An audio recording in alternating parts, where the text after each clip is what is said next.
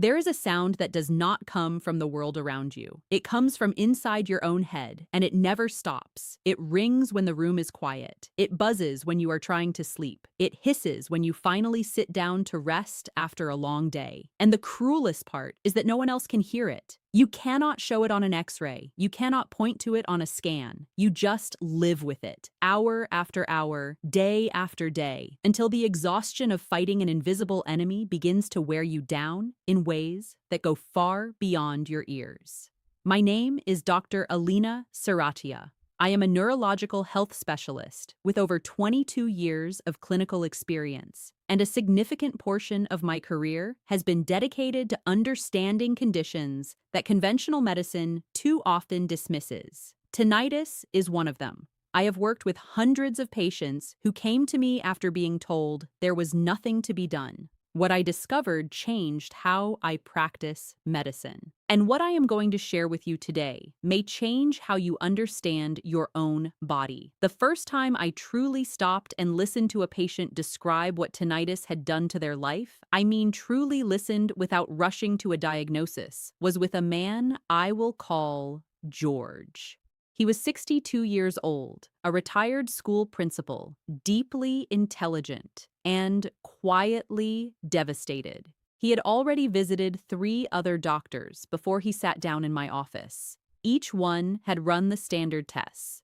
Each one had reviewed the results and found nothing outside the normal range. Each one had told him, with the calm confidence of someone who has said the same thing many times, that his tinnitus was age-related and that he would need to learn to manage it. George did not come to me angry. He came to me defeated. He told me that the ringing had taken away his ability to fall asleep. It had taken away his ability to concentrate on a book, to follow a conversation, to sit in a quiet room without feeling like his own mind was working against him. He said he felt embarrassed, admitting how much it affected him, because, on paper, nothing was wrong. His results were normal. His hearing test was within acceptable range. His blood work showed nothing alarming, and yet he was suffering every single hour of every single day. That case made me stop and ask a question I had not been trained to ask.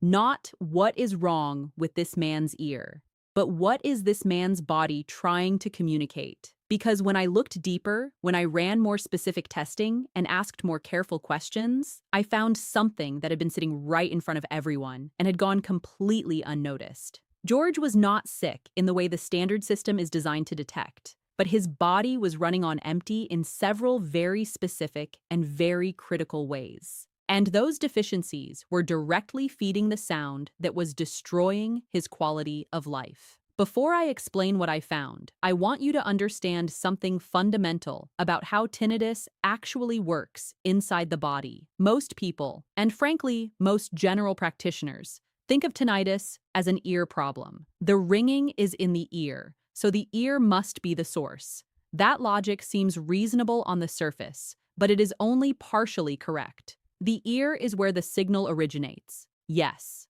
but the ear is not acting alone. What drives that signal, what sustains it and amplifies it over time, is a breakdown happening at the cellular level in your auditory nerve and in the blood supply that feeds your inner ear. Your inner ear is one of the most metabolically demanding structures in the entire human body. It requires a constant, uninterrupted supply of oxygen, glucose, and a very specific set of micronutrients in order to function properly. And it is supplied by a single blood vessel so small that most anatomy textbooks give it only a passing mention. It is called the labyrinthine artery. There is no backup. There is no secondary route. If that artery delivers even slightly less than what the inner ear needs, the consequences begin almost immediately. Inside your inner ear, there are thousands of microscopic hair cells. These cells are responsible for converting sound waves into electrical signals that travel along the auditory nerve to your brain. When they are well nourished and functioning correctly, they do this job with extraordinary precision. But when the blood supply weakens, When the nutrients stop arriving in adequate quantities, these cells do not simply stop working. They begin to malfunction. They begin sending electrical signals to the brain that do not correspond to any actual sound in the environment. They misfire. And your brain, which is designed to interpret every signal the auditory nerve sends, receives those misfired signals and does exactly what it is supposed to do. It hears them. What happens next is what makes chronic tinnitus so persistent and so difficult to address through conventional means. Once the brain begins receiving these false signals on a regular basis, it starts to reinforce them through a process called neural synchrony. Groups of neurons in the auditory cortex begin firing together in a self-sustaining loop. The brain essentially learns the phantom sound and begins generating it independently, even when the original trigger from the ear is reduced. This is why tinnitus tends to grow louder and more intrusive over time rather than fading on its own. The ear started the problem. The brain has now taken ownership of it. Now let us talk about what creates the conditions for this breakdown in the first place. Because this is where the real answers live, and this is what most doctors never investigate thoroughly enough. The first and most common factor I find in patients with chronic tinnitus is zinc deficiency. Zinc plays a protective role inside the inner ear that is irreplaceable. It acts as a shield for the hair cells against oxidative damage, which is the same kind of cellular wear and tear that ages tissue throughout the body. When zinc levels fall below optimal, those hair cells become fragile and vulnerable. They begin to misfire earlier and more frequently. What makes this worse is that zinc absorption is routinely disrupted by habits that are extremely common among people over 60.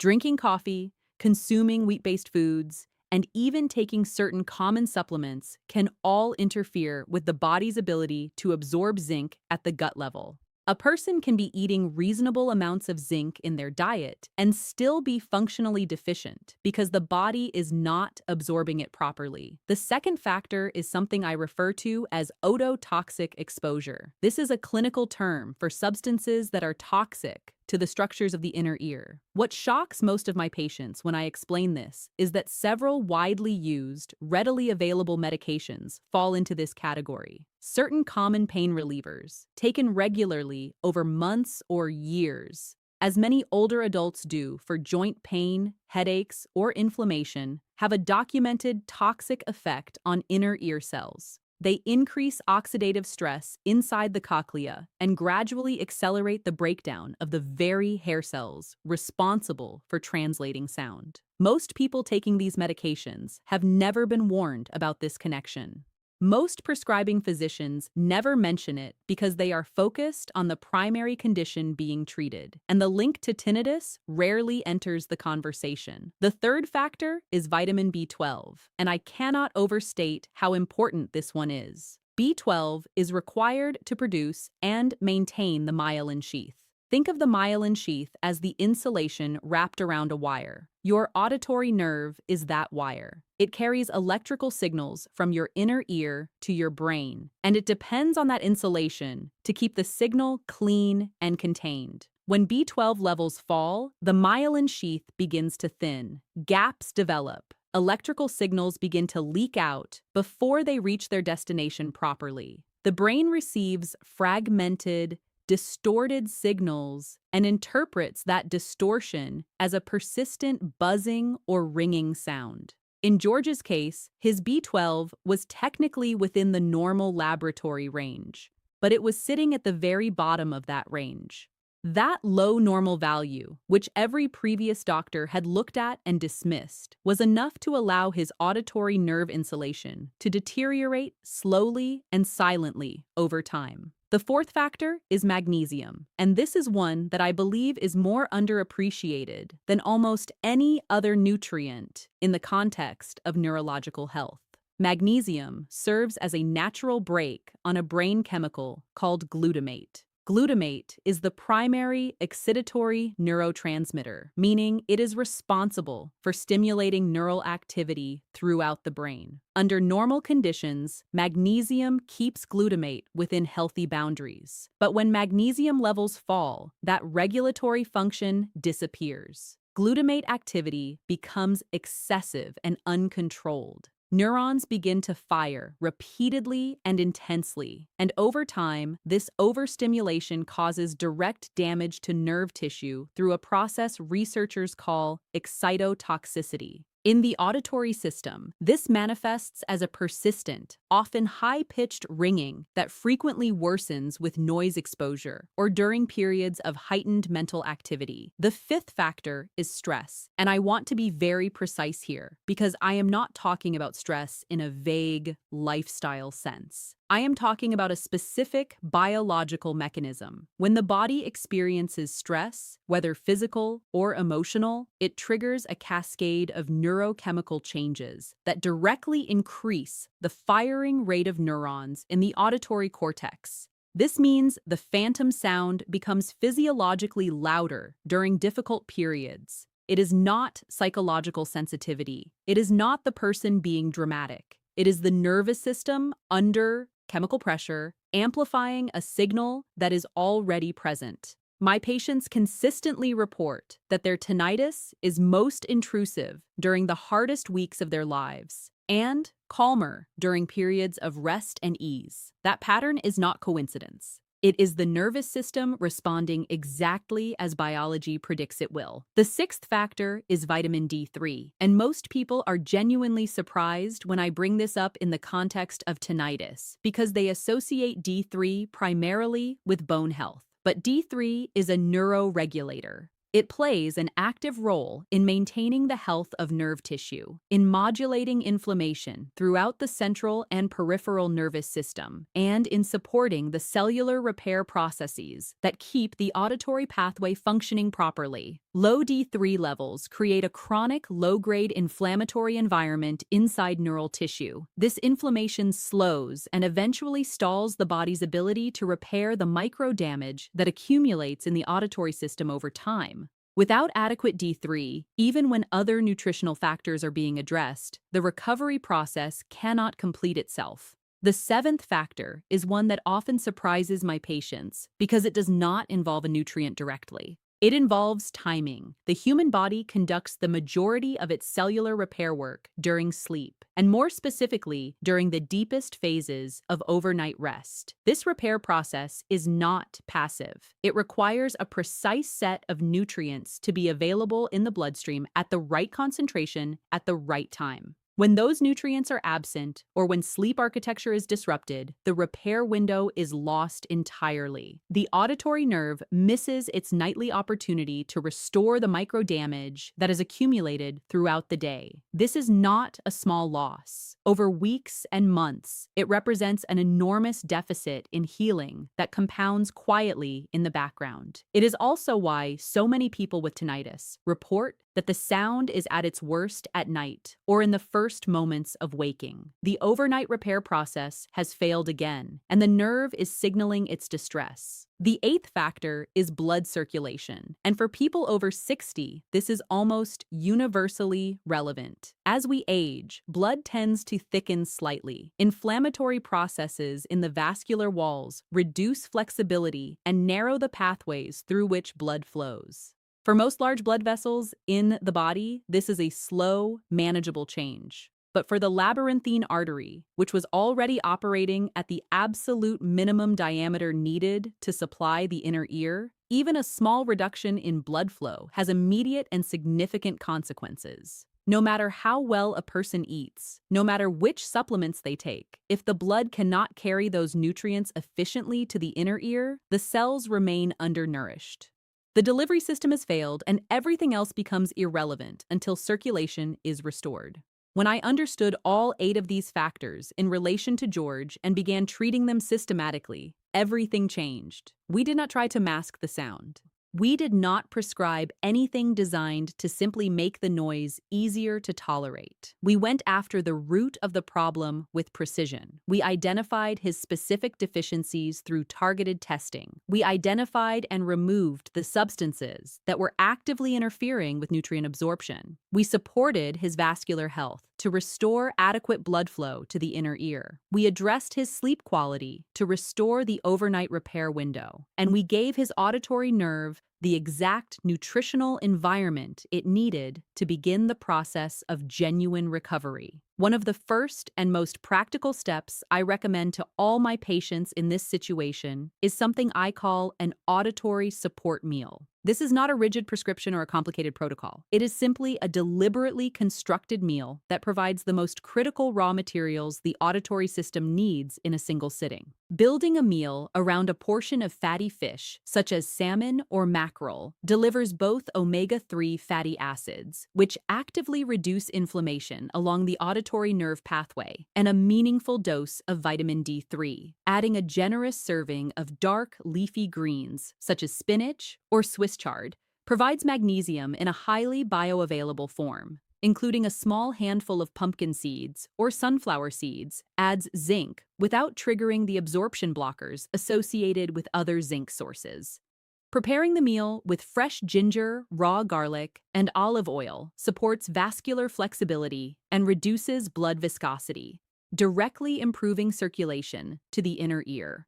This single meal will not resolve years of accumulated deficiency, but it begins the process. It signals to the body that repair resources are available. And when combined with the consistent removal of the substances that have been blocking absorption and damaging the auditory system, it creates the conditions in which genuine cellular recovery becomes possible. I always prepare my patients carefully for what to expect during recovery, because false expectations lead to discouragement. And discouragement leads to people abandoning an approach before it has had sufficient time to work. The auditory nerve does not heal in days. It heals over weeks. For most of my patients, the first meaningful changes become noticeable somewhere between 3 and 6 weeks after consistently implementing these changes. The shift is subtle at first. The sound does not disappear suddenly. Instead, patients begin to report that there are moments when they forget to listen for it. Then, those moments become longer. Then they notice that falling asleep has become slightly easier. Then they realize that a quiet room no longer triggers the same level of anxiety it once did. The improvement is gradual, but it is real, and it continues to build over time as the nerve continues to repair itself. George came back to my office after 8 weeks. He walked in with a different quality of presence than the man who had first sat across from me. He told me he had slept through the night for the first time in over 2 years. He told me the sound was still present, but it had changed its relationship to his life. It was no longer in the foreground demanding his full attention. It had moved to the background. He described it as a whisper instead of a siren. He said he had started reading again. He had gone back to the garden he had abandoned when the noise became too distracting. And several months later, he called to tell me something that I still think about often. He had taken his grandchildren to a quiet park, sat on a bench in the afternoon sun, and spent nearly an hour simply being present, not fighting the sound, not waiting for it to ease. Just present with the people he loved in a moment of genuine peace. That is what recovery from tinnitus looks like when it is approached correctly. Not the sudden elimination of all symptoms, but a gradual return to life, a return to sleep, a return to concentration and calm, a return to the small, ordinary moments that chronic suffering slowly steals away. What I want you to carry with you from everything I have shared is this. If you or someone you love has been told that tinnitus is simply a consequence of aging, that the body cannot repair what has already deteriorated, that the only option is to find ways to cope and adapt, please do not accept that conclusion without question. The body sends distress signals for specific biological reasons. Tinnitus is one of them. And when you respond to that signal, not with resignation, but with targeted, intelligent support for the systems that are struggling, the body's capacity for repair is often far greater than conventional medicine gives it credit for. The ringing is not random. It is not meaningless. It is a message from a nervous system that is not receiving what it needs. And when you begin to provide what it needs, consistently and patiently, the message begins to quiet, not all at once, but steadily. And for the people I have had the privilege of working with, that steady quieting has meant the return of sleep, of clarity, of joy, and of a quality of life they had genuinely begun to believe was gone forever. If this resonates with you, please share it with someone who is living with this condition in silence, because far too many people are suffering without knowing that another path exists. And knowledge, freely shared, is where every real recovery begins.